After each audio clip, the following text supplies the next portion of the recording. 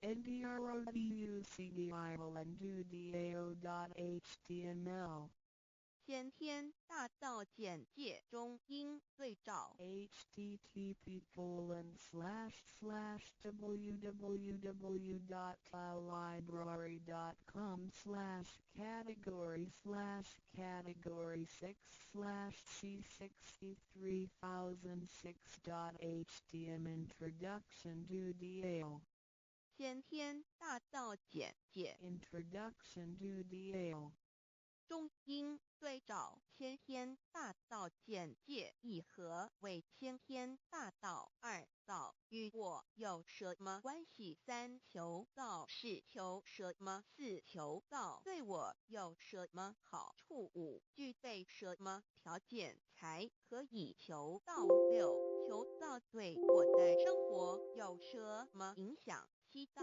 的宝贵有什么印证？一和为先天大道，先天大道又简称道。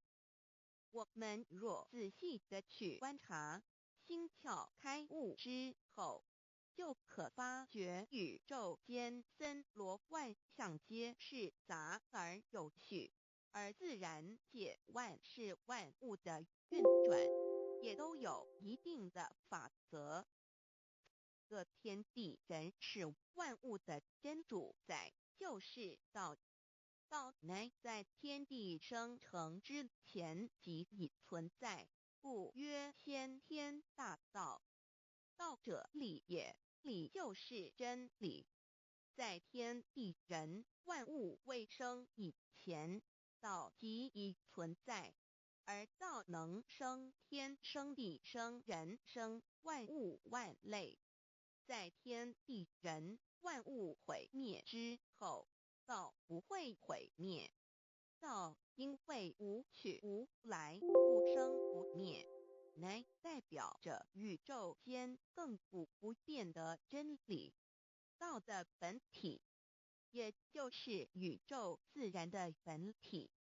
在混沌未判之初，宇宙间只是一团灵妙理，无天无地无人，也没有语言和文字，所以我们实无法以任何语言文字或思虑来形容它。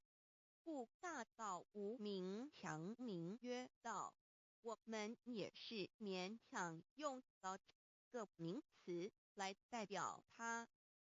在天地万物生成之后，早就能贯穿于宇宙万事万物之中，使一切的自然现象均能呈现和谐有条不紊的运转。